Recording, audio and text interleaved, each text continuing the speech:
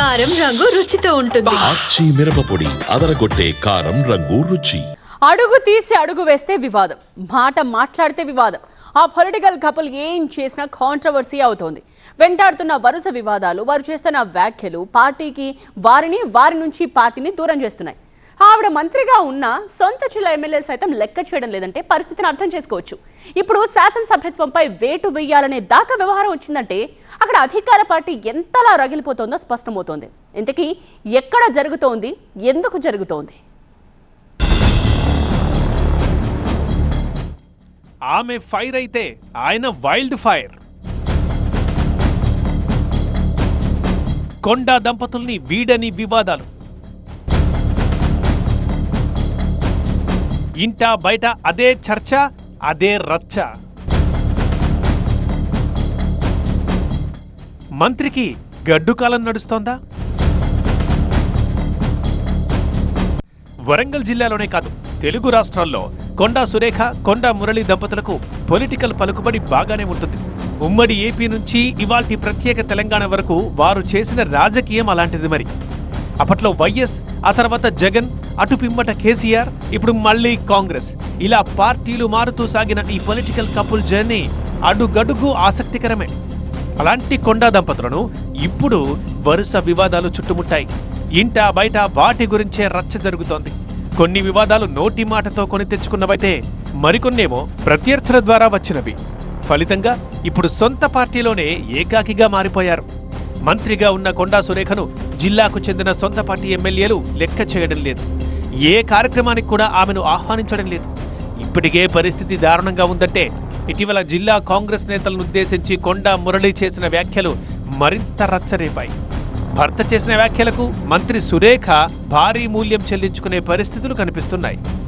కాంగ్రెస్ ప్రభుత్వంలో అనూహ్యంగా మంత్రి పదవి దక్కించుకున్న కొండా సురేఖ మొదట్నుంచి వివాదాల్లో నానుతూనే ఉన్నారు. అసలు ఆమె నోరు విప్పితే చాలు పొలిటికల్ బాంబు పేలాల్సిందే. నటి సమంతపై వ్యాఖ్యల వివాదం మొదలు మొన్నటి మంత్రుల కమిషన్ల ముచ్చట దాకా ఆమె టంగ్ స్లిప్ అనుభవాలు పార్టీకి పెద్ద తలనొప్పినే తెచ్చిపెట్టాయి. పార్టీ పెద్దలు కలగజేసుకుని వివాదాలకు ముగింపు పలకాల్సి వచ్చింది. మొన్నటిదాకా మంత్రిగారే అనుకుంటే ఇప్పుడు ఆమె భర్త కొండా మురళి అంతకు మించన్నట్లు వ్యవహరిస్తుండడం కాంగ్రెస్ పార్టీలో కల్లోలానికి కారణమవుతోంది. వయసు ప్రభావమో లేక మేమింతే అన్న సంకేతాలో, కాక పబ్లిసిటీ కోసమో తెలియదు గాని ఈ ఆలు మగలు ఏం మాట్లాడినా, ఏం చేసినా రాజకీయ దుమారమే రేగుతోంది. సొంత పార్టీలో విమర్శలు ఎదుర్కొంటూ ప్రతిపక్షాల పాలిట అస్త్రాలుగా మారుతున్నారు. ఇంతకు ముందు ఒకెత్తు, లేటెస్ట్ గా మరొకెత్తు అన్నట్లుగా ఉంది వరంగల్ జిల్లా కాంగ్రెస్ రాజకీయం. రాహుల్ గాంధీ బర్త్డే వేడుకల్లో సొంత పార్టీ నేతలపై కొండా మురళి తీవ్ర పదజాలంతో విరుచుకుపడ్డం పెద్ద రచ్చకే దారితీసింది. కడియం శ్రీహరి, రేవూరి ప్రకాష్ రెడ్డిలే టార్గెట్ గా ఆయన చేసిన కామెంట్స్ పొలిటికల్ గా సంచలనం రేపాయి.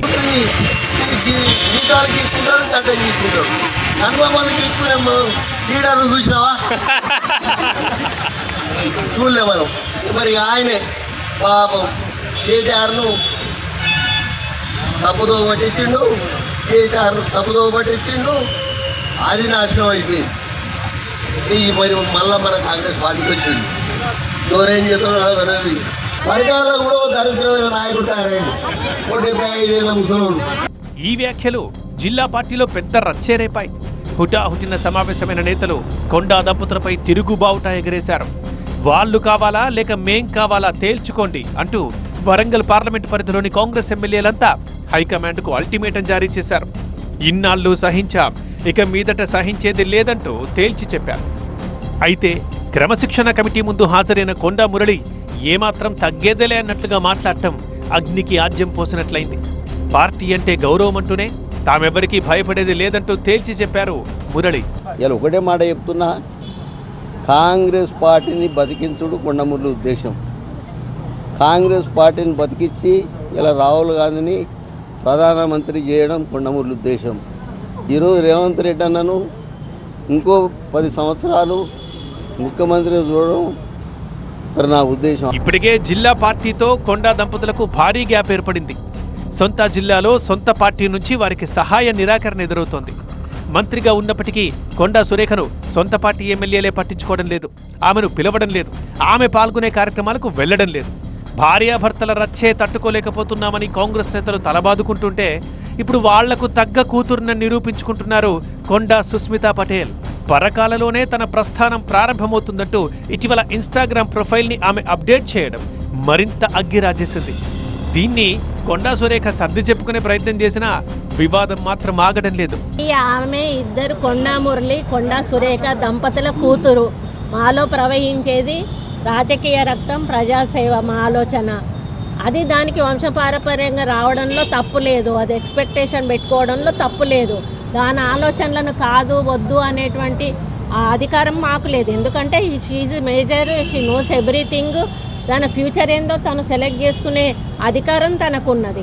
ఈ రచ్చ కొనసాగుతుండగానే ఇటీవల వరంగల్ ఆర్యవైశ్య భవన్ కార్యక్రమంలో కొండా మురళి చేసిన వ్యాఖ్యలు మరో వివాదానికి తెరలేపాయి.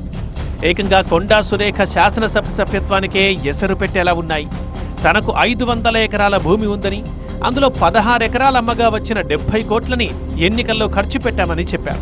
అందుకే విజయం సాధించగలిగామని చెప్పుకొచ్చారు మురళి. వాసవి కన్యకా పరమేశ్వర సాక్షిగా చెప్తున్నా, ఎందుకంటే మా నాన్న వదందారు, ఇంకా 500 ఎకరాలు నాకు.